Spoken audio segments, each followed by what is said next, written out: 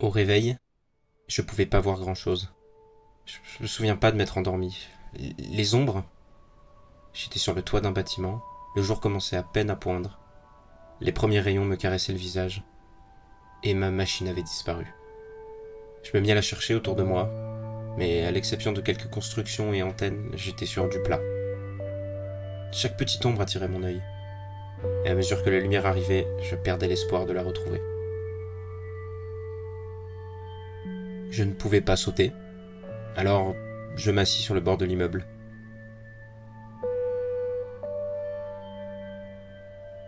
La ville se révélait au rythme du soleil, l'ombre se faufilant dans les creux des habitations. Difficile à admettre, mais j'ai détruit Marseille. Je la portais pas dans mon cœur, de toutes les façons. Je peux juste pas m'empêcher d'imaginer une famille se promenant le long des docks. C'est marrant, dans cette position, j'ai repensé à ma machine. Elle n'a jamais été aussi loin de moi. Je n'en ai jamais eu autant besoin que depuis que je sais pas où je suis. Et pourtant, quand j'ai aperçu mon bras libéré d'elle, je me suis senti soulagé.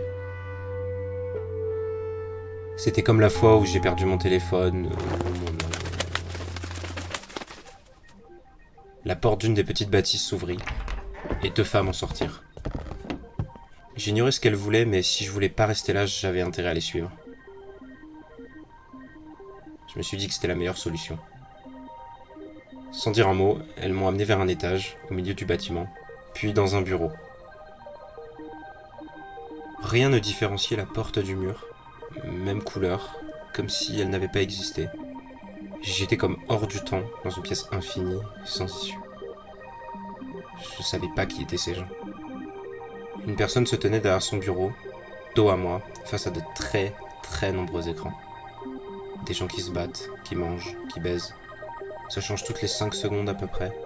Je vois des gens habillés en toge, nus, avec des poils, Ceci est maintenant notre histoire.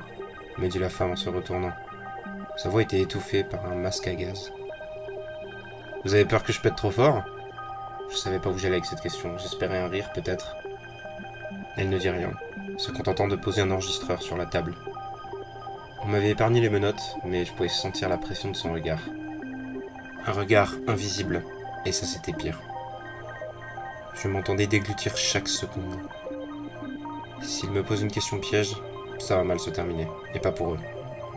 Quant à savoir qui ils sont, j'ai tout de suite pensé aux réfugieurs. Ces petites fouines m'ont eu. Elle ne disait rien, ne bougeait pas, à part ses doigts. Elle avait ce don de tapoter innocemment la table de façon extrêmement agaçante. Je l'aurais buté juste pour ça, si j'avais pu. Soudain, sa voix couvrit le bruit des machines reliées aux écrans. Elle me parlait de complot, de guerre. J'écoutais pas vraiment. J'essayais juste de comprendre ce qu'il surveillait. Peut-être une autre réalité. J'espérais un signe. Voir Rick marcher nonchalamment au détour d'une rue. Il n'affichait que des théâtres désolés et des fosses à ciel ouvert.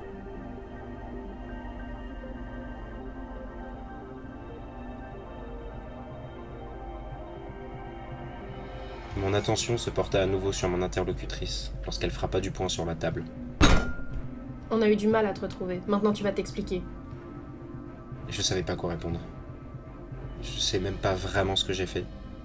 Alors, j'ai juste dit que c'était une anomalie. Sans blague. Elle avait l'air exaspérée. Me traquer avait dû demander des efforts et des moyens considérables.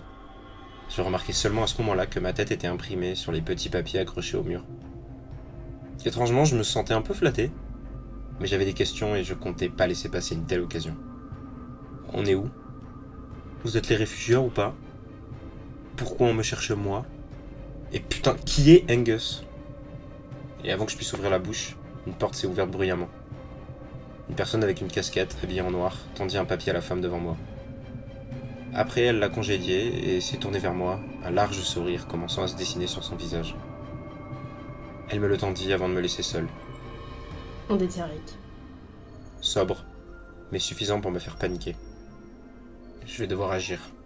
Ou alors ils vont me demander quelque chose. Mais bordel, je sais rien, j'essaie juste de survivre et de comprendre. Ils m'ont pas attaché, mais la porte a été fermée.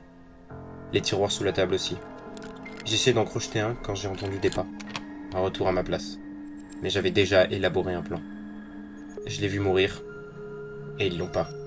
C'était forcément un piège. J'en étais sûr. Il me restait ensuite qu'à les prendre par surprise. Je tiens pas spécialement à ma machine. L'une des leurs aurait très bien fait l'affaire. C'était même certain que la mienne était obsolète. Enfin, si on peut considérer que la technologie continue d'avancer chronologiquement.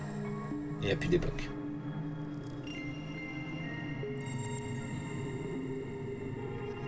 Ils m'ont fait longtemps poireauter dans cette salle. J'avais les caméras pour me distraire et j'ai tenté du mieux possible de mémoriser ce que je voyais. C'était toujours de la désolation. Par endroits, il y avait des scènes de civilisation.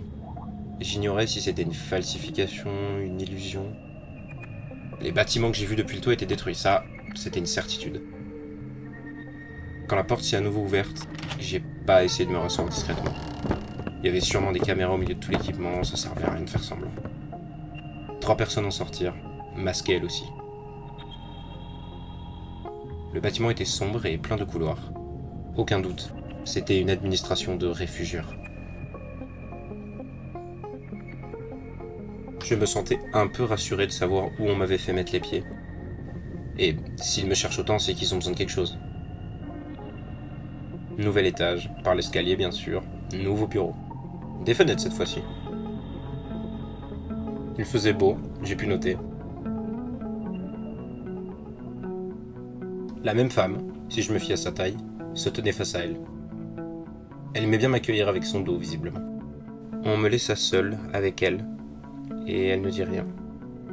Je tentais de deviner où j'étais, et j'ai aperçu le vieux port, bien conservé. Pour une fois, je sais exactement où je vais dormir cette nuit.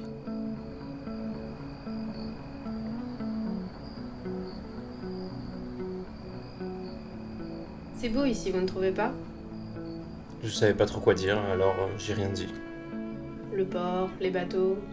Le trafic de drogue? Je tentais pour détendre l'atmosphère. Elle se retourna très lentement. J'imagine que vous savez pourquoi je vous ai fait venir. J'ai haussé les épaules. Un peu pour me foutre d'elle, puis rester impassible. Ce port était bien plus beau si vous faites attention. D'ici, on ne voit que les parties qui tiennent debout. C'est sympa la visite, mais faut que j'y aille. Je commençais à me lever et elle frappe à la table de son poing. Maintenant, je veux comprendre ce qui s'est passé. Exactement. Ah bah ça c'est facile.